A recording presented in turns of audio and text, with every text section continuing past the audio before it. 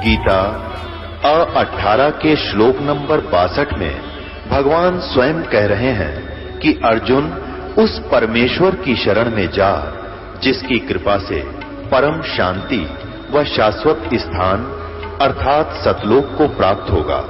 वो परमेश्वर कौन है, कहां है, कैसा है, जानने के लिए कृपया अवश्य सुनिए जगत गुरु तत्वदर्शी संत रामपाल जी महाराज के अमृत वचन। अब जैसे भक्त बताते हैं कि ट्रेनों में या बस में दूर देश से दूर राज्य से बच्चे आते हैं भगवान के, तो सुबह सुबह या शाम के समय जब ट्रेन में होते हैं, कोई आरती कर रहा है, कोई मंत्र कर रहा है, कोई सुबह के नित्यनेम कर रहा है, कोई दोपहर की रमैनी लगाए बैठा मोबाइल में, एक वातावरण बदलता जा रहा है, तो पूरे विश्व पर इसका असर होगा। एक दिन सब नाम लेंगे, ये मालिक का वचन है, तो ऐसे प्रभाव पड़ेगा। तो अब ये वातावरण ऐसे बदलेगा। परमात्मा की वाणी में बहुत ताकत है और विधिवत वो वाणी प्राप्त होती है, उसी से असर होता है।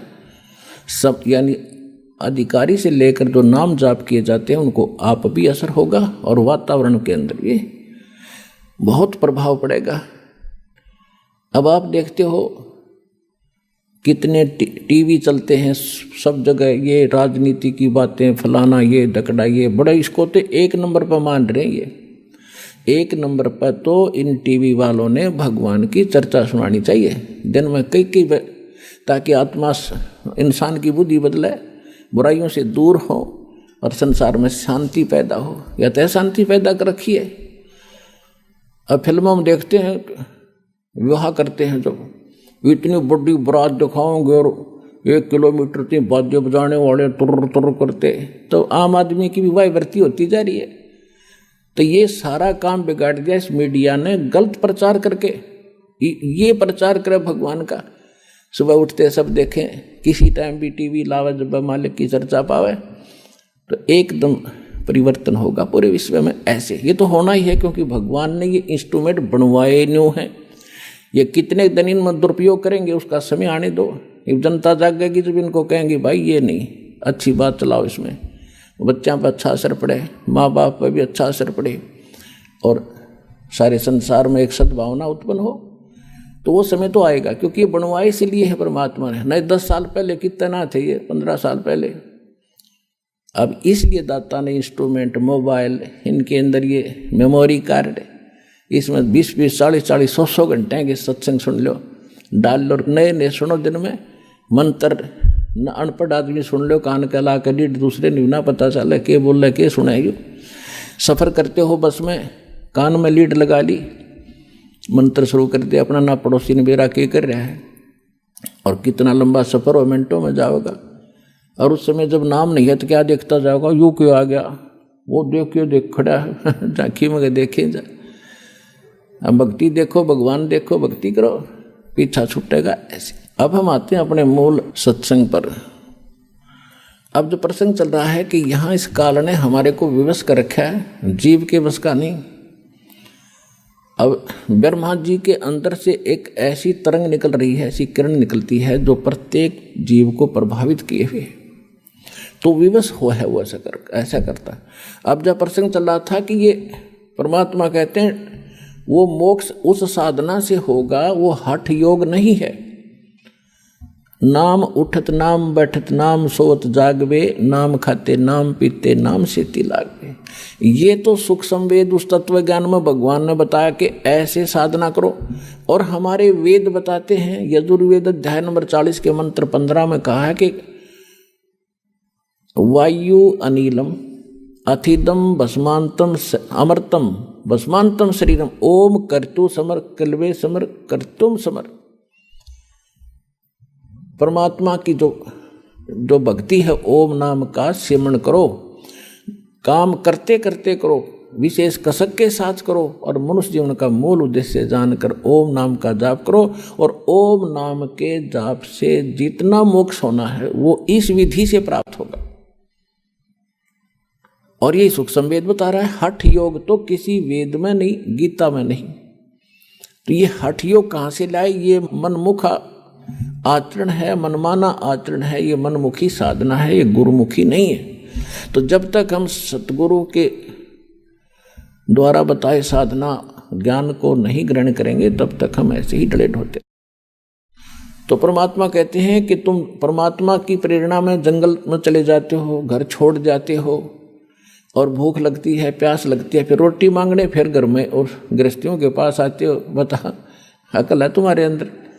अब घर में सारी सुविधाएं हैं, मकान है, झोपड़ी है, छोटा है, बड़ा है, जैसा तेरी किस्मत में, और नाम मिल गया। काम भी कर रोजी रोटी के लिए और भक्ति कर, और जिस काम को पहले आप करने में सारा समय लगा देते थे वो पूरा नहीं होता, बरकत नहीं होती। भगवान की भक्ति में यह शक्ति और है, आपके घर में बरकत करेंगे, आपके शरीर को स्वस्थ करेंगे, आपके आने वाले जो पाप कर्मों के दंड हैं उनको दूर करेंगे, तो आपको निर्मल करके रखेंगे, आपको बरकत भी देंगे और मोक्ष भी इसी विधि से मिलेगा। और भगवान विष्णु जी के अंदर जो एक सतोगुण भर दिया इसने, यही 3 देवता हैं और यही 3 गुण हैं। जैसे मिर्च का गुण बना दिया कि वो तो मुंह फूकेगी और छोंक लगेगा, छींक आवेगी। अब जैसे रसोई में छोंक लगाया जाता है, ये भगवान रहते हैं ऊपर तीनों अब अपने लोकों में, विष्णु विष्णु लोक में, शिव जी शिवलोक में, ब्रह्मा जी ब्रह्मालोक में, और वहाँ से ही ये 3 लोकों के ऊपर इनके अंदर से निकल रही वो रेंज, वो किरण, वो तरंग हमें प्रभावित कर रही है, तीनों लोकों के प्राणियों को, स्वर्गलोक, पृथ्वीलोक और पाताललोक। अब जैसे रसोई में छोंक लगा रहे हैं मिर्चों का, और अलग कमरों में बैठे अन्य व्यक्तियों को भी छींकें आनी शुरू हो जाती हैं। मूल वस्तु, साकार वस्तु तो रसोई में, उसके निराकार उस तरंग ने जाकर वहां विचलित कर दिए, वो छींक उनके बस की नहीं रोक दे। तो इसी प्रकार इन तीनों भगवानों से निकल रहे 3 गुणों का प्रभाव आपके ऊपर है, जीव के बस का नहीं कि आप इनसे बच सको। इसको बचने का तरीका है, इसकी एंटीबायोटिक बताई भगवान। वो क्या है कि डेरे डंडे खुश रहो और खुश रे लहे न मोक्ष। ध्रुव प्रहलाद भी जब उधर गए तो फिर गृहस्थी में क्या दोष। यानी आपको फिर भी क्लियर करते हैं कि गृहस्थी का तात्पर्य ये नहीं है कि भाई ब्याह करवाना गृहस्थी हो है। ब्रह्मचारी रहो या गृहस्थ में रहो, घर में रहो यानी करके खाओ, करो और भक्ति करो। कर्म सन्यासी नहीं होना चाहिए, कर्म योगी बने रहो। जैसे हमारे यहाँ भक्त रहते हैं जिन्होंने कईयों ने शादी नहीं करा रखी, तो वो कर्म योगी हैं, यहाँ कर्म सन्यासी नहीं है, वो भी गृहस्थी है समझ लो। यहाँ सबकी सेवा करते हैं, अपना भक्ति भी करते हैं और साथ में अपनी सेवा भी करते हैं। तो इसी प्रकार भक्ति इस मोक्ष होगा इस मंत्र से जो दास के पास है, और इस सिमरन से, चाहे वो गृहस्थी शादीशुदा करो और चाहे ब्रह्मचारी करो, दोनों का मोक्ष इसी से होगा। चाहे खुश रहे करो, इजड़े करो, वो भी मनुष्य है, वो भी पार होंगे। पर यह वृत्ति बदले, जब बात बने तो ज्ञान से सत्संग सुने तो सबको असर होगा। तो प्रसंग जो चल रहा है उस पर आते हैं। जो परमात्मा ने बताया काल को कि तूने ऐसा जुल्म कर दिया, हाहाकार मचा रखी, और मैं इनको जाकर ज्ञान बताऊंगा। तो एकदम भयंकर होकर मुझे मारने के लिए दौड़ा धर्मदास, परमात्मा बता रहे हैं। और मैंने श्वास का सिमरण कर दिया, सतनाम का सिमरण किया, और उस सिमरण के ताकत से वो इतना कंडम हो गया, ऐसी स्थिति होगी, ऐसा गिर गया पृथ्वी पर जैसे पक्षी की पांख कट जाया करें, वो उड़ नहीं सकता और पड़ा पड़ा फड़फड़ा रहा होता है। अपने आत्माओं परमात्मा उन्होंने तो कोई ज़रूरत नहीं थी सिमरण समरण करने की, वो तो मालिक है। लेकिन हमें ये सतर्क करना चाहते हैं कि जिस समय आपके ऊपर कोई भी आपत्ति किसी प्रकार की आ जाए, चाहे कोई आध्यात्मिक है या सांसारिक है, उस समय आपको प्रथम मंत्र मिला है तो प्रथम मंत्र का सिमरण शुरू कर दीजिए, जाप करिए। द्वितीय मिला है तो द्वितीय का शुरू कर दीजिए। सारनाम मिला है तो वो सारनाम और सारा मिला करके जो बनाया गया है उसका जाप कीजिए, तो आपके ऊपर तुरंत उसका प्रभाव हट जाएगा। कोई भी किसी प्रकार का संकट आ पड़ा है, यदि आपकी मर्यादा सही होगी, आपका कनेक्शन पावर ठीक होगा, यानी काम नाम खंडित नहीं होगा, तो आप पर वो कोई प्रभाव नहीं डाल सकता। अब वो उस माध्यम से परमात्मा हमें सतर्क कर रहे हैं कि कभी तुम्हारे ऊपर ऐसी आ भी जाती है आपदा, तो तुरंत मालिक ने याद जरूर करी इस मत स्मरण के माध्यम से। फिर देखियो,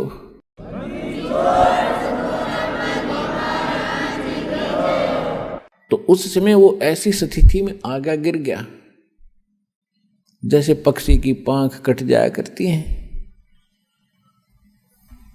अब उसने देख लिया, काल ने देख लिया कि भाई जोगजीत के पास कोई शक्तिशाली मंत्र है, इसने तो मुझे कंडम कर दिया। तो इसने फिर चापलूसी का सहारा दिया।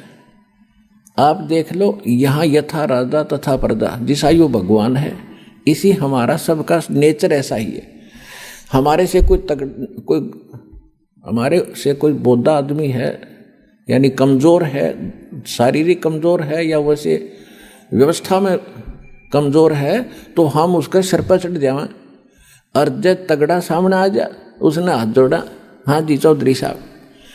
एक शराबी जावा था, शराब पिए गली में, सामने एक बनिया आ गया, बनिया लाला जी, क्योंकि वो अल्पसंख्यक होते थे गाँव में, एक दो चार घर होते थे। तो शराबी ने जब देखा उस बनिया को, गाली देने लग गया। तो दूसरा बोला, अरे बोलिए ना लाला जी, शराब पी रहा है। इतने में एक लठ ले रहा था कंधे पर, तगड़ा सा आदमी। वो बोला, अरे क्या, कौन है, क्या कर रहा है? बोला, चौधरी साहब नमस्ते। तो लाला जी बोले, भाई तो 2 डाल की पी रहा है, ये तो 2 तरह की पी रहा है, शराब पी रहा था। मन ने गाल दे रही, ठाडा दिखा, इसने हाथ जोड़ा। यो तो यू काल तो 2 तरह की प्यारा खींचने हमारे थे, और खूब भी ये 2 तरह की पी रहा है। जब इसने नो देखा कि मैं इसने मारूंगा, जब ताकड़ पाड़ के गया, जब परमात्मा ने उसकी देही तोड़ दी, जो पड़ा तड़फे और शायद से घिसड़ के और चरण पकड़ लिए धर्मदास मेरे आके, तुम्हारे भगवान 21 ब्रह्मांड के मालिक ने, ब्रह्मा विष्णु महेश के पिता ने।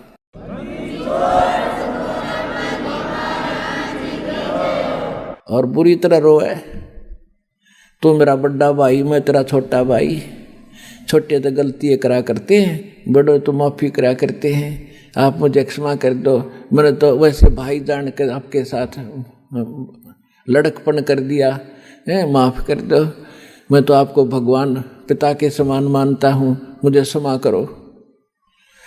जब बुरा हाल कर दिया, जब मैंने कहा ठीक है, फिर कहता है मुझे कुछ, आप नीचे जाओगे? कहाँ जाऊँगा भाई, मेरे को आदेश हो गया, मैंने जाना पड़ेगा, बस की बात नहीं। तो एक काम करियो, क्या कुछ मेरी कुछ डिमांड है या पूरी करियो पहले। परमात्मा बोले, बोल के क्या डिमांड है तेरी? इसने कहा कि नो नहीं, वचनबद्ध हो जाओ। परमात्मा बोले ठीक है, वचनबद्ध हो गया। मांग क्या मांगता कि 3 युगों में, सतयुग, त्रेता, द्वापर में, और जीव थोड़े ले जाना। यदि आप सारे जीव अभी ले जाओगे तो मैं भूखा मरूंगा, मैं क्या खाऊंगा, मुझे तो श्राप लगा हुआ है। परमात्मा बोले श्राप भी तो तेरी बकवादों से लगा होगा, तेरे मारने चला टक्या नहीं, ये भी दुखी कर दिया आत्मा। 3 युगों में जीव थोड़े ले जाना, और चौथा युग जब कलयुग आवे, तब तो शरण जीव बहु जावे। ऐसा वचन हर मोय दीजे, तब तुम गवन संसार ही कीजे। कि हे भगवान, हे परमात्मा, मुझे आप ऐसा वचन दो और फिर तुम नीचे जाना। क्या मांगा इसने? एक तो ये मांगा था कि 3 युगों में जीव थोड़े ले जाना, और चौथा युग जब कलयुग आवे, उस समय कितने ही जीव ले जाना। और दूसरी प्रार्थना ये की थी कि दाता, आप जोर जबरदस्ती ना करना, अपना ज्ञान सुना के, और जो आपके ज्ञान को स्वीकार करे हृदय से वो आपका हो और शेष मेरे रहें।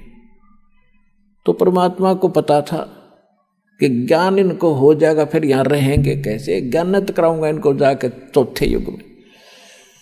तो परमात्मा ने कहा ठीक है, यह भी मान ली तेरी प्रार्थना। फिर क्या कहा कि त्रेता युग में मेरा एक अंश जाएगा, रामचंद्र नाम होगा, राजा दशरथ के घर जन्म होगा, और उसके प्रारब्ध में ऐसा लिखा हुआ है कि उसकी पत्नी को एक राक्षस उठाएगा, लंका में ले जाएगा, और उस समय उससे छुड़वाने के लिए उसको पुल की आवश्यकता पड़ेगी समुद्र पार करने के लिए।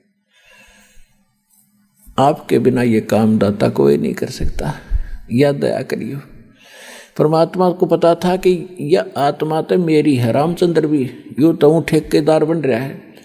अपने आत्माओं जैसे आपका कोई पुत्र या पुत्री है और कोई रोगी है आज के दिन किसी कारण से, मान ले देखो सत्संग ये ऐसा सत्संग है, इसमें सारे पॉइंटों पर हिंट देने पड़ते हैं, हर तरह के भगत होते हैं।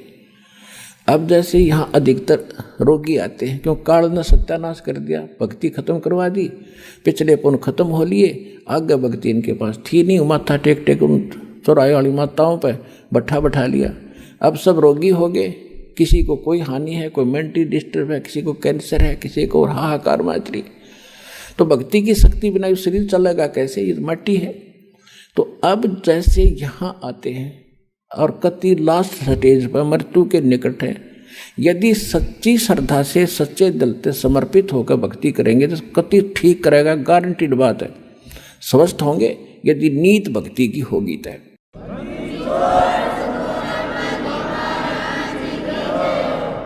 और दूसरी बात यह है कि कोई जैसे अब क्या करते हैं, कोई भक्त बता देता है कि वहाँ जाते ठीक हो जाते हैं, वो चल पड़ते हैं बेचारे, को सब जगह थक लिए, वो सोच लेते हैं एक ट्राई और कर लेते हैं। तो ट्राई करने आने वाले को यहाँ राहत नहीं मिलेगी। हाँ, यहाँ समर्पित होकर ज्ञान सुनकर आवे, और चलो ट्राई करने आ भी गया तो हमारे नियमों का फॉलो करे जो हम यह बताते हैं। फिर देखना रोज चांदना देगा परमात्मा, जैसे दीपक में तेल डाल दिया जाता है ऐसे राहत मिलेगी आपको। यहाँ भगवान है, समर्थ सर्वशक्तिमान कबीर साहब की शक्ति है यहाँ पर।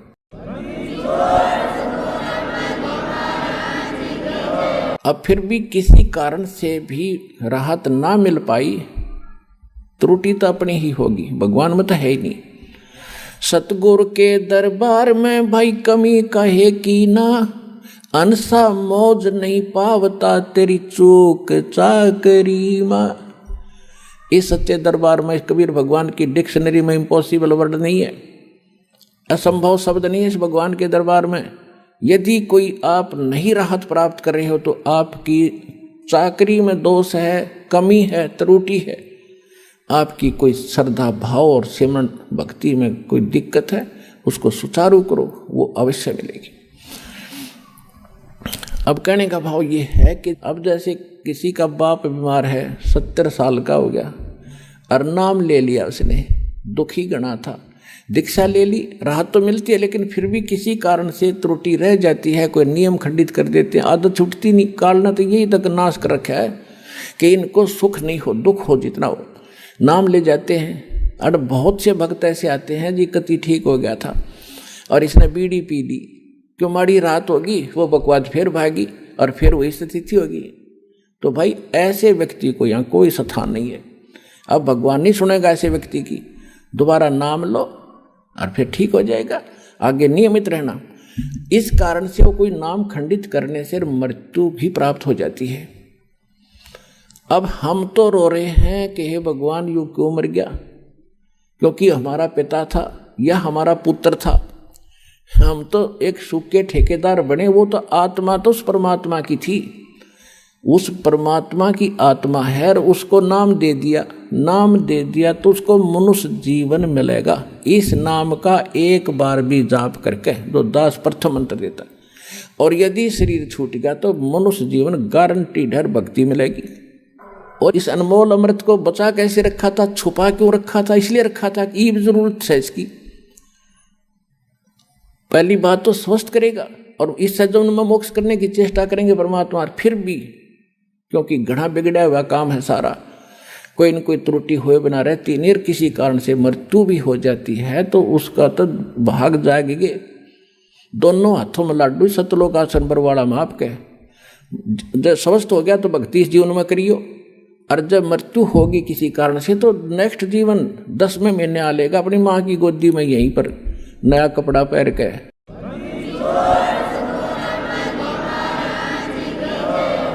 ये तो असंख्यों शरीर जाली है हमारे, ये तो एक कपड़ा बदलना है। और पुण्यात्माओं, जब आपको ज्ञान होगा ना इस बात का, जैसे आपका धोती कुर्ता पजामा फट गया और आपके बक्स में, आपकी टैची में अरका चादर है नया, तो क्या करोगे? न फेंकोगे बाहर, अरकाचा काट के तुरंत पहनोगे। तो ये जो शरीर है ये तो एक कपड़ा है। अगर ये खराब हो गया तो इस मंत्र से, मोक्ष से पहले भी अगर खराब हो जाता है तो नया तैयार रखे आपका टैची में, पैर के तुरंत आ लोगे यहीं पर और पार हो जाओगे। इसको ज्ञान समझना, ये कोई डूम बाट के गीत नहीं, कोई रागनी बनानिया की रागनी नहीं, ये कोई फिल्मी लोगों की बनाई हुई दंत कथा स्टोरी नहीं, ये परमात्मा का दिया अध्यात्म ज्ञान है और इसको 100% सत्य है और आप भी इसको सत्य मानना। तो जो प्रसंग चल रहा था हम उसी पर आते हैं। तो इस काल ने ठेका ले रखा है, ये भी हम इसके हो गए और हैं हम सभी आत्मा परमात्मा की। तो उसने ये प्रार्थना की थी कि मेरा पुत्र जाएगा विष्णु रामचंद्र रूप में, और वहाँ पुल की जरूरत पड़ेगी जब रावण सीता ने ठावेगा, आप दया करियो। परमात्मा बोले कोई बात ना, क्योंकि परमात्मा ने पता था को यू ना कहे तभी मैंने जाना पड़ा, क्योंकि बच्चा तो मेरा ही है।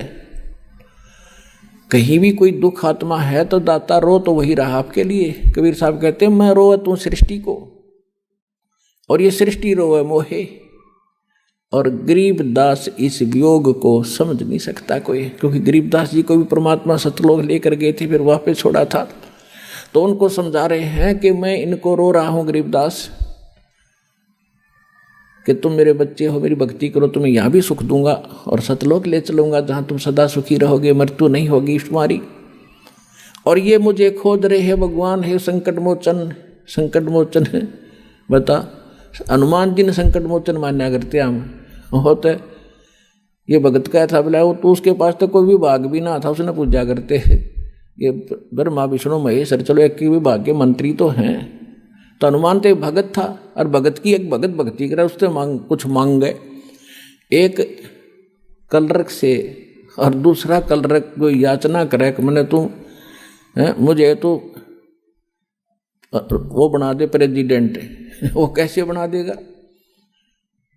तो कहने का भाव ये है कि हम भक्ति गलत कर रहे थे, तो परमात्मा ने को मालूम था कि ये दुखी होंगे तो या तो दुख तो मुझे ही होगा। तो परमात्मा कहा करते कि मैं हूँ वो संकट मोचन और सारा सुख देने वाला, पर हम उसको मान नहीं पाए क्योंकि हमने उसके पहचान नहीं थी, चिन्ह नहीं थे हमारे पास, उसको पहचानने का कोई पैमाना नहीं था। अब दास ने पहले आपको पैमाना दिया कि जिन ग्रंथों को आप सत्य मानते हो उनमें भगवान की डेफिनेशन यह बता रखी, और ये किस पर खरी होती है? ये उस पर खरी होती है जो काशी में धानक रूप में रहा करता कबीर जुलाहा, वो सर्वशक्तिमान है, सारी सृष्टि का रचनहार है, वो आपका और हमारा पिता है, वो हमें मोक्ष देगा, सुख देगा।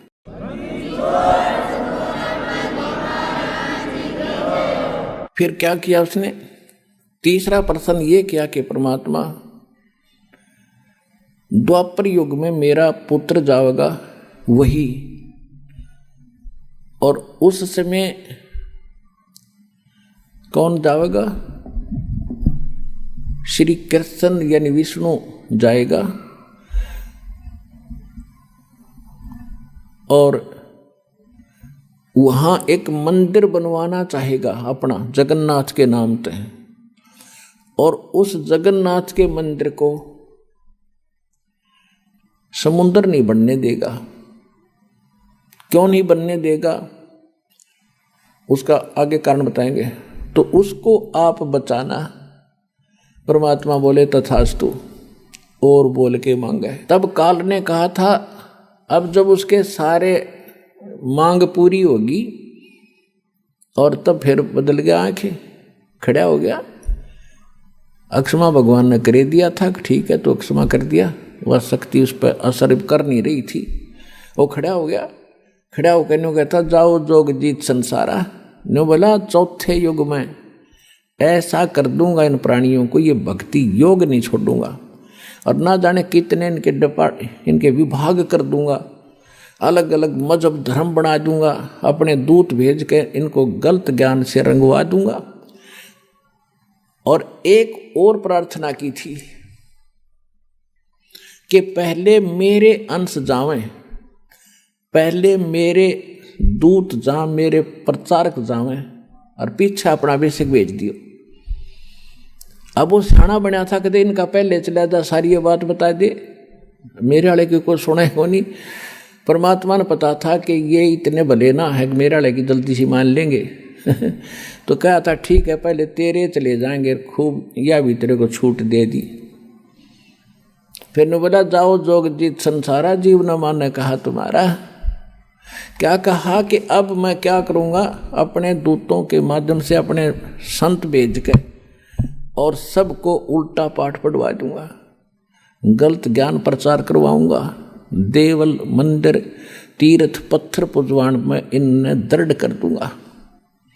और ये जब तुम्हारा आएगा पीछे से कोई हंस, तो परमात्मा ने कहा था कि चौथा युग जब कलयुग आवे तब हम अपना अंश पठावें, तब मैं अपना एक अंश अपना दास भेजूंगा। तब काल ने कहा था कि बेशक भेज देना, उस समय तेरे उस दास की, तेरे भेजे हुए संदेश वाहक की कोई नहीं सुनेगा, और मेरे वकील बनेंगे। इतना अज्ञान से ठोक दूंगा उनको कि मेरी ओर हो करके तेरे साथ वाद विवाद करेंगे वो, और एक नहीं मानेगा। अरबे से कहा जाइए कलयुग में कहा था कि जाओ जोग जीत संसारा, जीव न माने कहा तुम्हारा, जीव तुम्हारा कहा न माने, हमारी ओढ़ हो, हमारी ओढ़ होकर बाद बखाने, यानी वाद विवाद करेंगे तुम्हारे साथ। तो परमात्मा ने कहा था कि आप अपना काम करियो, अरे हम अपना करेंगे। परमात्मा को पता था। धर्मदास जी ने कहा कि दाता हे भगवान, आपने इतनी छूट क्यों दे दी उसको। लाला जी थे ये धर्मदास जी, माइंड घना यूज करा उसने। हे परमात्मा, अरे 3 युग क्यों दे दिया, इसे युद्ध नाश कर दिया इसने मारा है, इसके ऊपर पार पड़ेगी भगवान। परमात्मा बोले भाई बात सुन, यदि तुम मान जाते मेरी बात, मैं तो सतयुग से पीछा पड़ रहा हूं तुम्हारे। सतयुग में भी आता हूं, ज्ञान सुनाता हूं, भक्ति थोड़ी बहुत प्रवेश करता हूं, तुम सुनते ही नहीं, क्योंकि उस समय तुम सभी सुखी होते हो। और जैसे सतयुग त्रेता द्वापर में ये अच्छी आत्माओं के जन्म होते हैं, फिर धीरे धीरे उनकी पुण्य खत्म होते चले जाते हैं। अपन आत्मा यो अध्यात्म ज्ञान इतना है कि इसको समझाने में भी बहुत समय लगता है। समझने में तो बहुत टाइम लगेगा, क्योंकि आप तो पहली बार सुन रहे हो।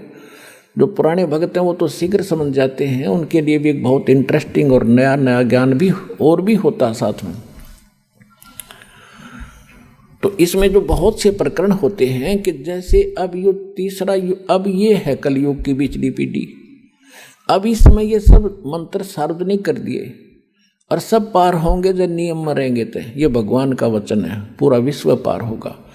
और लास्ट में जब भक्ति मतलब कुछ रह जाएंगे नहीं पार हुए, तो वो भी लाखों करोड़ों की संख्या, अरबों की संख्या होगी जो नाम ले लेंगे, मोक्ष नहीं कर पाओगे, क्योंकि उनमें ऐसा परिवर्तन हो जाता है, कुछ करनी में फर्क पड़ जाता है। तो उनको उनके पास ये भक्ति धन तो जो का तू होगा, लेकिन पार ना हुए तो ये काल पकड़ेगा, इन्हें ऊपर ले जाएगा, ब्रह्मलोक में रखेगा या पूंजी समेत वो वहाँ रखेगा। तो जब वहाँ समाप्त हो जाएंगे, उसके पुण्य खत्म होंगे, फिर पृथ्वी पर पटकेगा उनको सतयुग में।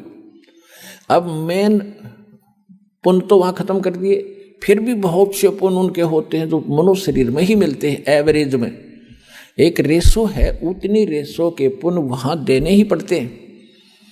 तो सतयुग में यही प्राणी जो आज इस ज्ञान से भक्ति युक्त होकर के रह जाएंगे, भक्ति धन युक्त होकर रह जाएंगे, वो फिर महास्वर्ग में होंगे। वही फिर पुनर्जन्म होगा, सतयुग में शुरू होंगे। वे आप कोई आज के नहीं हो।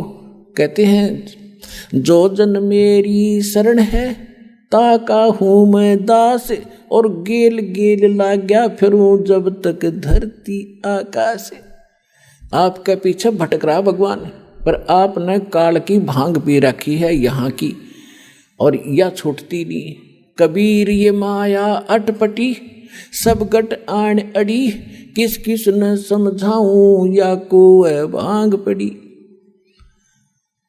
परमात्मा आपके लिए भटक रहे हैं। अब क्या कहते हैं कि सतयुग में इनका जन्म होता है, और ये भक्ति सभी ये काल की करते हैं, ये ज्ञान यहाँ दे ही रखा है, तो सभी भक्ति भी करते हैं और सुख भी हो रहे, क्योंकि वो सुख तो हो रहे थे उनके प्रारब्ध के पुण्यों के कारण, और वो मान बैठे थे कि हम जो भक्ति कर रहे हैं इससे ये चमत्कार हो रहे हैं। फिर वही आत्मा त्रेता में आ गई। त्रेता में फिर उनके और उनसे सतयुग से कम पुण्य कर्म रह जाते हैं, फिर द्वापर में, और त्रेता इस कलयुग में तक कति कंडे में हो लिया आपके पुण्य रहे नहीं। अब भक्ति वही आप कर रहे हो, आज भी कर रहे हो। अब क्यों ना लाभ होता उनसे, 3 युगों से करते आ रहे, वो ठाठ होते दिखाई देते उनके, क्योंकि वो आपके प्रारब्ध के पुण्य ही फल रहे थे। इस भक्ति से आपको कोई लाभ नहीं हो रहा था। अगर वही भक्ति आज कर रहे हो, रामकृष्ण वही है, आप भी वही हो, और वो गीता और वेद है 5000 वर्ष से तो ये है गीता तो। और आज क्या हालत होगी हमारी, साधना करते भी हैं फिर भी दुर्गति। तो परमात्मा को पता था कि धर्मदास ये सतयुग त्रेता द्वापर में इनकी करीब इनके पास होगी, और ये मेरी ना सुने कति, और मेरी ये जब सुनेंगे जब ये भक्ति भी करते होंगे नकली संतों से, और वहाँ लाभ होना ही नहीं इनको, और इनकी ब्रान माटी हो लेगी ना जब ये मेरी मानेंगे या हो लेन देख वे इनकी। तो आज वह ब्रान माटी हम की हो चुकी है, और अब हम भगवान पहचानेंगे। और जब ये मेरे पास आवेंगे और मेरे दास के पास आएंगे और आशीर्वाद पाएंगे या भक्ति करेंगे, इनको फिर उबार लूँगा और पार कर दूंगा। तो इसलिए ये समय मालिक ने नो सिलेक्ट कराया था।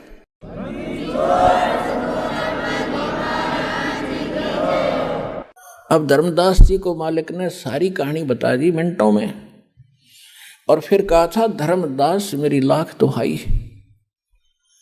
ये मूल ज्ञान जो मैंने तेरे को बता दिया, और ये मूल मंत्र, ये सार शब्द ये कहीं बाहर ना जाए, ये सार शब्द बाहर जो पढ़ी, ये मूल ज्ञान 2 जगह 2 वाणी बोल रखे हैं।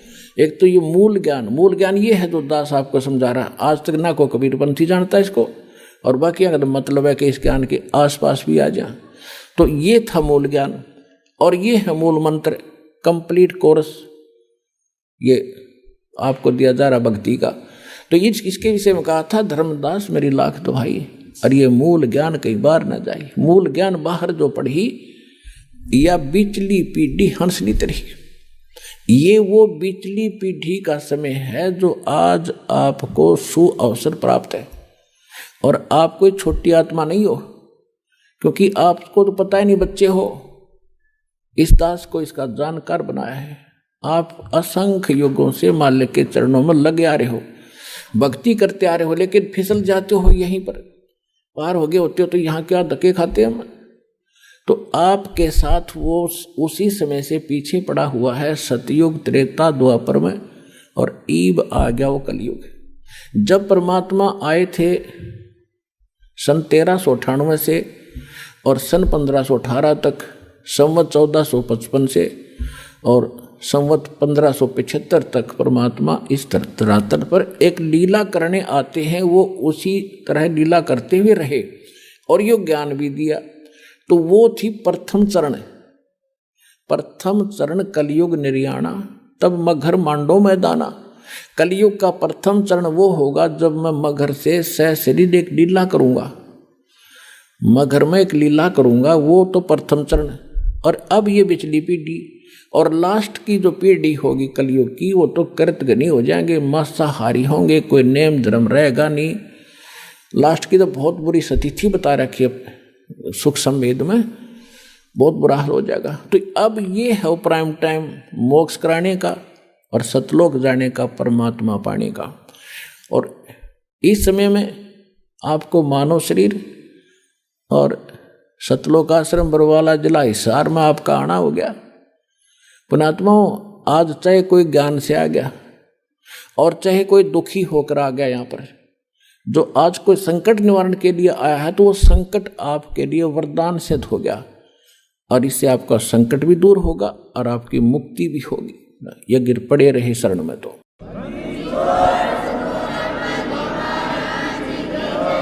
तो ये इसलिए ये रोका था कि धर्मदास मेरी लाख दुहाई, ये मूल ज्ञान की तबार न जाई, मूल ज्ञान बाहर जो पढ़ी, ये बिचली पीढ़ी हंस न तेरी।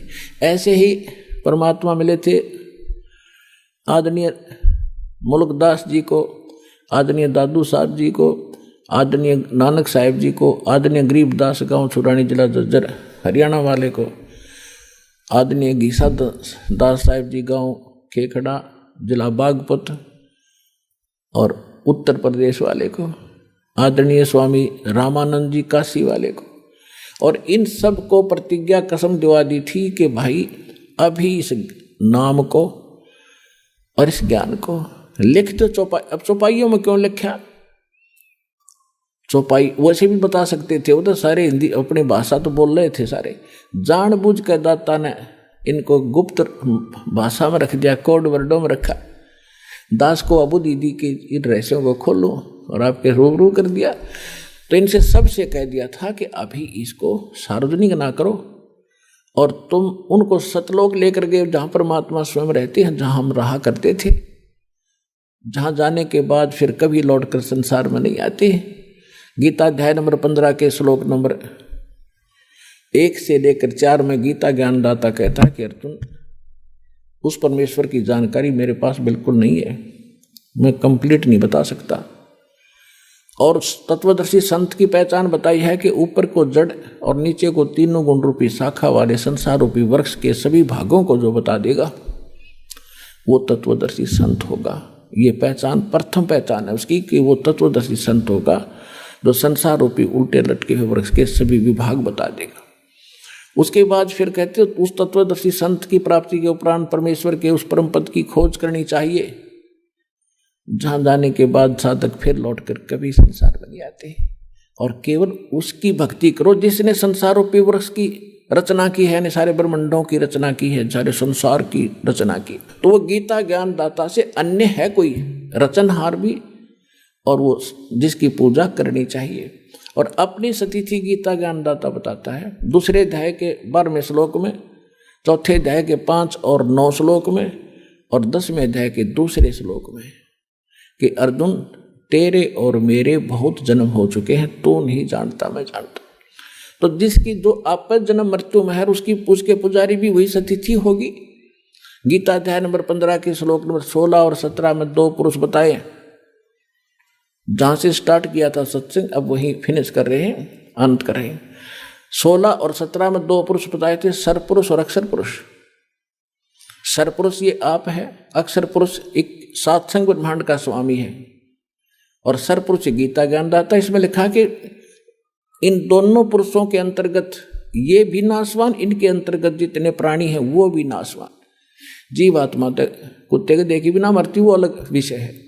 इसलिए बता 15वें अध्याय के 17वें श्लोक में कि वो परमात्मा तो कोई और है इनसे हटकर, और वही सबका पालक है, वही वास्तव में परमात्मा कहा जाता है जो सदा सुखी करे, दुख नहीं देता। तो गीता अध्याय नंबर 18 के श्लोक नंबर 62 में भी स्पष्ट किया है कि अर्जुन तू सर्वभाव से उस परमेश्वर की शरण में जा, उसकी कृपा से तू परम शांति को और सनातन परम धाम को प्राप्त होगा। तो यहाँ वो स्थिति है बताई है कि गीता अध्याय नंबर 15 के श्लोक नंबर 4 में कि उस परमेश्वर की भक्ति कर तत्वदर्शी संत की प्राप्ति के उपरांत परमेश्वर के उस परम पद की खोज करनी चाहिए जहां जाने के बाद साधक फिर लौटकर संसार में कभी नहीं आते। तो वो स्थान प्राप्ति के लिए तो वहां इन सभी महापुरुषों को लेकर गए, इन जिनके शुभ नाम दास आप अभी बता रहा था, इन महापुरुषों को सबको ले गए और वहां ले जाकर फिर वापस छोड़ा। फिर इन्होंने जाकर पता किया कि ये बैठा भगवान काशी में धाणक आदरणीय नानक साहिब जी परमेश्वर कबीर जी के, और उनको सचखंड लेकर गए बेई नदी से और उनको बताया कि ये है आपका स्थान ठीक ठिकाना। और फिर उन्होंने सभी बात जाते हुए कहते भगवान हमें यहीं रख लो। तो परमेश्वर ने कहा कि नहीं, वापस जाओ, मेरे गवाह बनो और भक्ति करके वापस आ सकते हो, नो जोर जबरदस्ती नहीं कर सकता, मेरा वचन है। तो जब वापस आए तो फिर उन परमात्मा ने बताया नानक साहिब जी को कि मैं काशी में एक जुल्हा बनकर रहता हूँ, वहाँ जुल्हे का काम करता हूँ, वहाँ आ जाना, सतनाम दूंगा। तो नानक साहिब जी तीसरे दिन जब होश में आए, सतलोक से वापस आए, नौकरी त्याग, प्रथम यात्रा, प्रथम उदासी बनारस की काशी की, और वहां जा देखा खड्डी में बैठा कपड़े बुनता हुआ वही परमात्मा सृजनहार सतलोक का मालिक। तब नानक साहिब जी ने कहा था, फाई सूरत मुल्क की वेश, ए ठगवाड़ा ठगी देश, खरा सियाणा बोता बार, लोगों धानक रूप रहा करता। आंखों में पानी भर गया और बुरी तरह कहने लगे, देखो रहियो बैठा भगवान, ये ठगवाड़ा, ये अपने आप को छुपाए बैठा है, ये किसी के सामने नहीं आता। ये वहाँ दुल्हा इकट्ठे हो गए, वो नो कही पंजाब का सरदार भी अच्छा है, इसको भगवान बताता नीरू के पुत्र को, किसी ने नहीं मानी। जब परमात्मा ने कहा था, पुण्यात्मा अभी कुछ ना बताओ, यह खामखा व्यर्थ जाएगा आपका ज्ञान, इसको सुनाओ समझाओ, लेकिन इस रहस्य को अभी गुप्त रखो और मैं सतनाम देता हूँ, इसका जाप करो। सतना आप किसी को नहीं बताना। तो ये थे महापुरुष। नानक साहिब जी ने बैन लगा दिया, स्वयं सतनाम का जाप करते थे 2 अक्षर का। आपको दिखाया था उस जन्म साखी के अंदर नानक साहिब जी की, भाई बाला के और मर्दाना जब जा रहे थे समुद्र के ऊपर से, तो वो सारी कथा आपको बता रखी है। तो स्वयं तो वो सतनाम जाप करते थे और अन्य को झटका दे दिया कि कोई इसका जाप नहीं करेगा। क्यों? क्योंकि इस बिचली पीढ़ी तक इसको गुप्त रखना था। नित्य नकली संतों के काल के दूत राधा स्वामी से निकली हुई ब्रांचें, ओए होए, और जितने कुमार स्वामी रासाराम जैसे ये दुनिया ने ठगन लाग रहे, आज इनके पास यही ज्ञान होता है, यही मंत्र होते, तो कैसे भिन्नता बताते आज दास आपको। अब परमात्मा ने कहा था कि पहले इनको जाने दे और बकलेन दे, नौवा बाई जो बकेंगे, ज्ञान तो इनके पास है नहीं। और जब मेरा दास जागा इनकी खाल तार देगा ज्ञान की, प्रमाण दिखाओगा सामने, सबको शिक्षित करूंगा अपने बच्चों को। इंस्ट्रूमेंट उस मालिक के दिए हुए हैं जो आज आपके रूबरू सदग्रंथ हो रहे हो, आप भगवान को पहचान रहे हो। धन्य आपके माता पिता जिससे जन्म हुआ।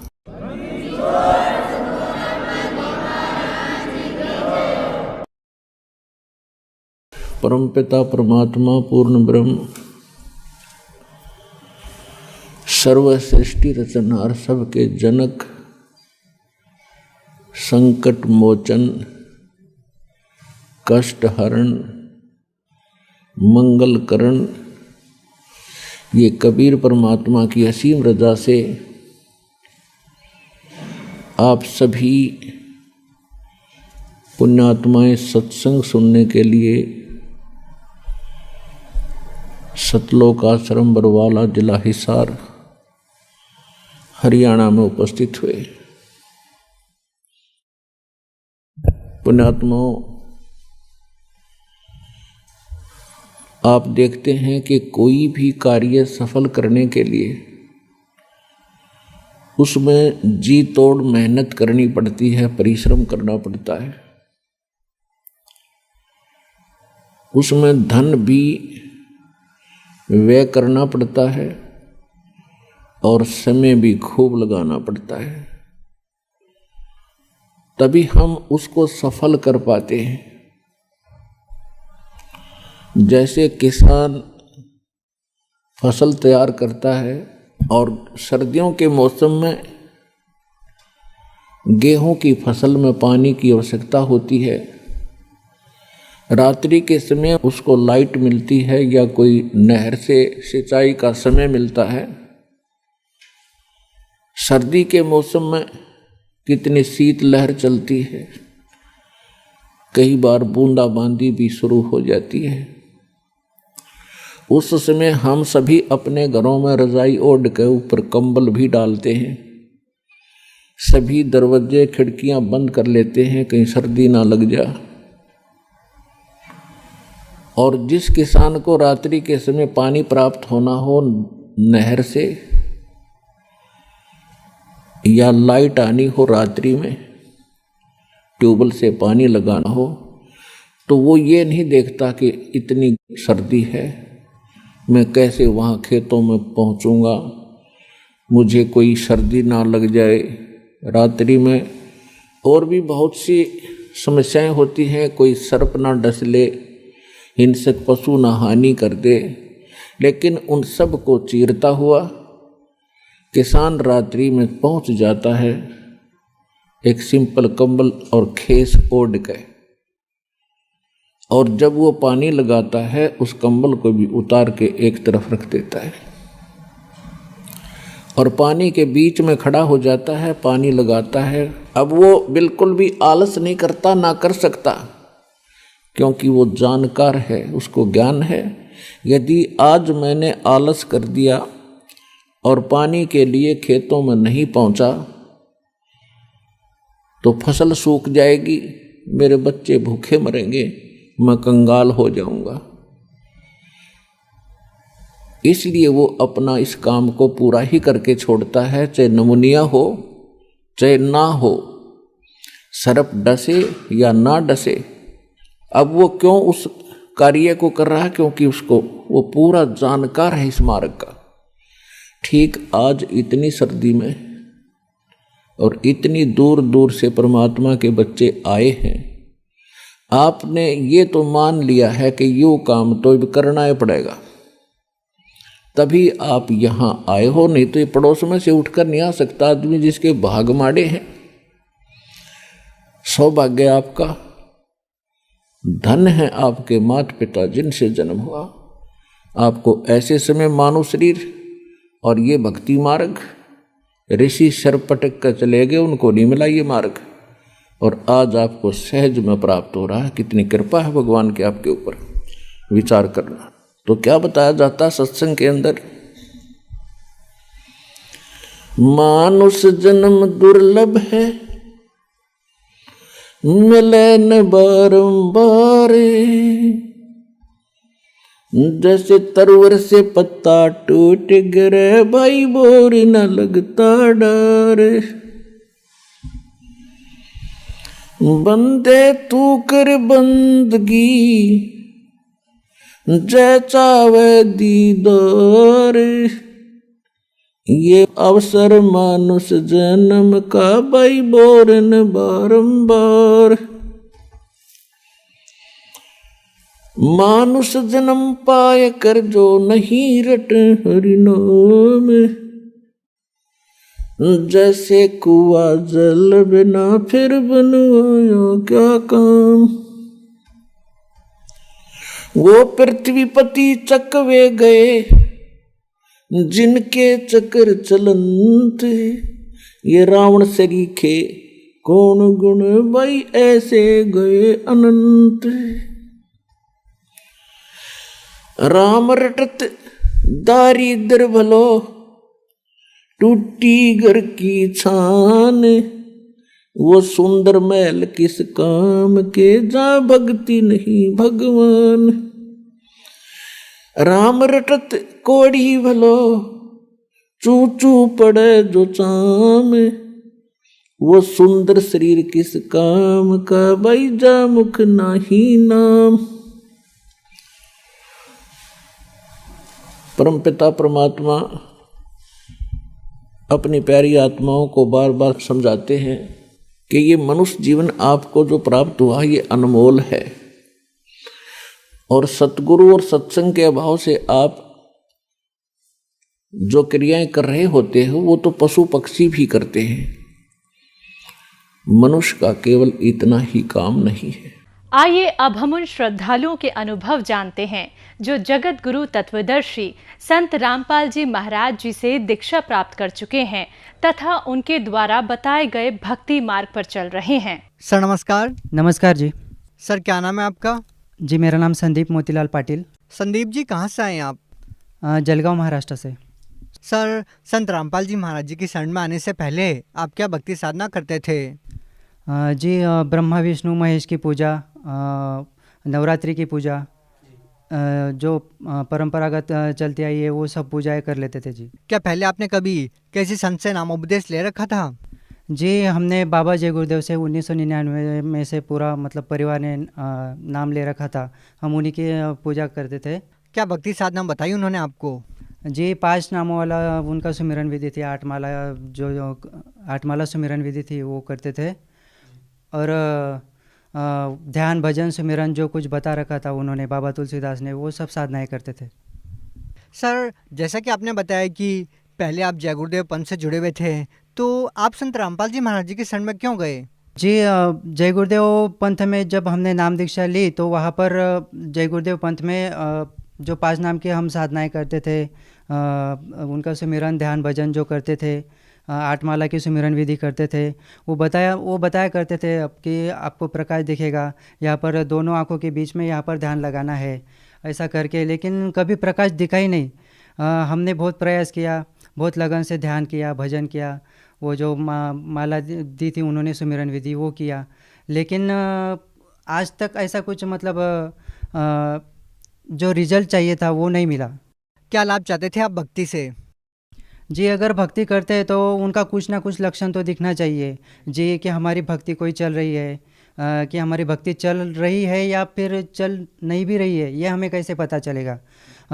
अगर हमारा किया कुछ कर्म अच्छा है, हम लोग भक्ति कर रहे हैं, तो उनके लक्षण मतलब जो हम भौतिक जगत में विचरण करते हैं, या फिर ऐसा मान लीजिए कि हम लोग जो भी काम करते थे या जो काम करने की हमारे मन में ठान लेते हैं तो वो काम पूरे होने चाहिए। तो क्या जय गुरुदेव पंथ में रहकर भक्ति करने से आपको कभी शारीरिक या आर्थिक लाभ नहीं मिला? जी नहीं, बिल्कुल कोई भी लाभ हुआ ऐसा तो नहीं लगता है। तो आपको संत रामपाल जी महाराज जी के बारे में कैसे पता लगा? साधना चैनल पे नीचे जो पट्टी चल रही थी उस पर डिस्प्ले फ्लैश हो रहे थे, उसमें उनका मतलब नंबर था आश्रम का, वो हमने वहाँ से पुस्तक मंगाया, ज्ञानगंगा पुस्तक, उनको पढ़ा, उनको समझा, फिर हम लोगों ने वहाँ पर जाने की योजना बनाई और हम लोग वहाँ पर चल दिए संत रामपाल जी के सतलोक आश्रम बरवाला में। वहाँ पर जाने के बाद हमने वहाँ पर सब कुछ देखा, सोचा समझा, और जाते ही हम लोगों ने वहाँ से मतलब प्रथम मंत्र नाम उपदेश ले लिया जी वहाँ से। संत रामपाल जी महाराज सतलोक आश्रम बरवाला, जिला हिसार, हरियाणा से। सर जैसा कि आपने बताया कि पहले आप जय गुरुदेव पंथ से जुड़े हुए थे, उनके द्वारा दी गई भक्ति साधना से भी आपको कोई विशेष लाभ नहीं मिला, तो संत रामपाल जी महाराज जी से नाम दीक्षा लेने के बाद क्या आपको कोई लाभ भी मिला? जी बिल्कुल, नाम दीक्षा लेते ही मतलब कुछ ही दिनों में वो मंत्र दीक्षा का असर दिखने लगा, एकदम साफ दिखने लग गया। पिताजी को एकदम तबीयत खराब हो गई और गांव में फर्स्ट एड ट्रीटमेंट करने के बाद उसे शहर ले जाया गया, वहाँ पर उनका अपेंडिक्स का ऑपरेशन हो गया। उसके 3 दिन बाद में मतलब कोई दर्द हो रहा था पेट में, सीटी स्कैन MRI सब कुछ करवाया जी हमने, लेकिन उनका दर्द कम नहीं हो रहा था। डॉक्टर्स को बोला, सब कुछ करवा लिया, सब चेकिंग करवा लिया, सब रिपोर्ट्स तो नॉर्मल आ रहे थे, MRI CT स्कैन सब कुछ रिपोर्ट्स में कुछ बता नहीं रहे थे। मतलब डॉक्टर्स को कुछ मतलब डाउट आ गया कि इनका हाथों का कुछ ऑपरेशन करना पड़ेगा, इन्फेक्शन हो गया है। तो डॉक्टर्स ने ऑपरेशन तो कर दिया, लेकिन हाथ खड़े कर दिए, वो गारंटी नहीं ले रहे थे कि पेशेंट बचे या ना बचे। अब भगवान भरोसे है, अब जो कुछ कर सकता है भगवान कर सकता है, हमने तो ऑपरेशन कर दिया ऐसा करके डॉक्टर ने बता दिया। फिर हमने आश्रम में अरदास लगाई, मालिक से प्रार्थना लगाई संत रामपाल जी से। संत रामपाल जी के आश्रम से शिष्य ने फ़ोन पर बात करते हुए कहा कि भले डॉक्टर ने गारंटी ना दे रखी हो, लेकिन हम लोग गारंटी देते हैं, आप लोग जो मंत्र दीक्षा दी है, जो आपका मतलब उपदेश हो रखा है, प्रथम नाम या सतनाम सारनाम जो कुछ है वो उपदेश मतलब मंत्र चालू रखो और मालिक पर पूरा श्रद्धा रखो, संत रामपाल जी के ऊपर। तो हमने ठीक वैसे ही किया जैसे हमें बताया गया था। हमने मंत्र दीक्षा लेकर पूरी श्रद्धा के साथ मालिक का जप किया। उन्होंने जो कुछ साधना दे रखी थी, प्रथम मंत्र उपदेश, और मेरा मतलब परिवार में मेरा प्रथम मंत्र उपदेश था, तो मैं वही मंत्र जाप कर रहा था। तो मतलब जब हम आईसीयू में उनको मिलने के लिए गए विजिटिंग टाइम पर, तो पापा जी बोले थे कि तबीयत में कुछ सुधार आ रहा है करके। और जब हम लोग उनको मिलने गए वहाँ पर आईसीयू में, वहाँ पर एक पेशेंट था, उसको वहाँ पर 6 पेशेंट थे करीब, उनमें पापा जी भी थे। तो कोविड-19 की जब मतलब कोविड-19 के वहाँ पर वो कोविड-19 का वक्त चल रहा था, तो कोविड-19 में वहाँ पर इन्फेक्शन हो गया पिताजी को आईसीयू में रहते ही दूसरे पेशेंट की वजह से। तो उनका बचना और मुश्किल हो गया। ऊपर से 18 दिन पेट में कुछ मतलब अनाज नहीं था, कुछ पानी नहीं था। डॉक्टर ने पानी के लिए, अनाज के लिए सब मना कर दिया था। पेट का ही ऑपरेशन था, इसलिए पेट में कुछ जाना ज़रूरी नहीं था। सब कुछ जो चल रहा था वो सब सलाइन संत रामपाल जी की दया से ही सब कुछ चल रहा था। जब उनकी तबीयत ठीक हुई, हम लोग विजिटिंग टाइम पर उनको मिलने के लिए गए, तो उन्होंने मुझे बोला कि मुझे किसी ज्योतिष ने हस्तरेखा देखकर ये बता दिया था कि 59 साल से मेरी ज़्यादा उम्र नहीं है बेटा, आज मेरा पुनर्जन्म हुआ है संत रामपाल जी की वजह से। अभी मेरा मतलब मेरी आयु बढ़ गई है, अभी मालिक ने मेरी आयु बढ़ा दी है संत रामपाल जी ने। हमारे घर में कुछ ज़मीन जायदाद का कुछ झगड़ा था पहले पिताजी और काका जी के बीच में। तो वो झगड़ा नाम दीक्षा लेते ही कुछ ही दिनों में साल 1.5 साल में ही ख़त्म हो गया। और पिताजी और चाचा जी मतलब एक दूसरे से 24 साल से बात नहीं कर रहे थे। नाम दीक्षा लेते ही वो ख़त्म हो गया। हमें पहचानने वाले गांव में जितने भी लोग थे, तो उनको ये लगता था कि भारत पाकिस्तान में समझौता हो सकता है, लेकिन ये दोनों भाइयों में कभी समझौता नहीं हो सकता ज़िंदगी में। मालिक की कृपा से, जगत गुरु तत्वदर्शी संत रामपाल जी की कृपा से और मंत्र दीक्षा लेने के कारण कुछ ही दिनों में ये झगड़ा भी ख़त्म हो गया जी।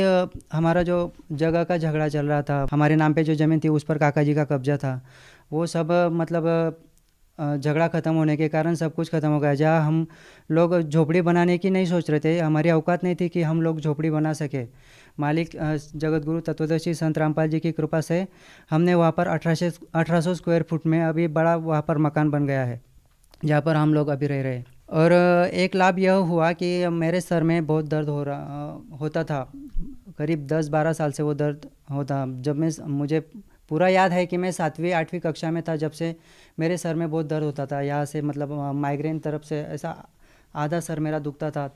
दर्द इतना तेज़ होता था कि जब दर्द ज़्यादा हो जाने लगता था तो मतलब मेरे हार्ट के जो बीट्स है वो एकदम बढ़ जाते थे, तेज़ हो जाते थे, इतने तेज़ हो जाते थे कि मुझे डॉक्टर के पास जाना पड़ता था, इंजेक्शन लेना पड़ता था। इंजेक्शन लगवाने के बाद में कुछ ही मतलब आधे घंटे में मुझे आराम पड़ता था कुछ, और धीरे धीरे कम होता था।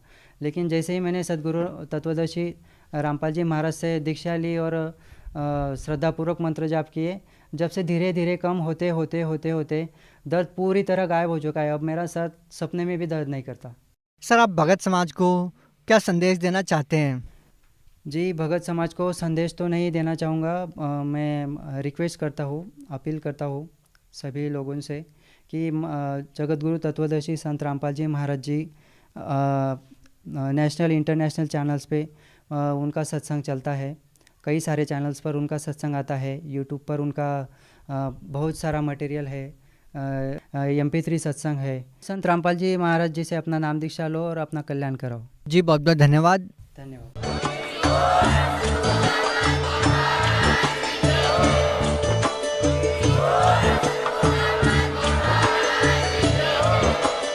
आप सुन रहे थे जगत गुरु तत्वदर्शी संत रामपाल जी महाराज जी के मंगल प्रवचन। अधिक जानकारी के लिए विजिट कीजिए हमारी वेबसाइट www.jagatgururampalji.org। संत रामपाल जी महाराज जी के शुभ आशीर्वाद से पूरे विश्व भर में 500 से भी ज्यादा नाम दीक्षा केंद्र हैं, जिन पर संत रामपाल जी महाराज जी द्वारा ऑनलाइन निशुल्क नाम दीक्षा दी जा रही है। अपने नजदीकी नाम दीक्षा केंद्र का पता करने के लिए संपर्क करें 8222880541।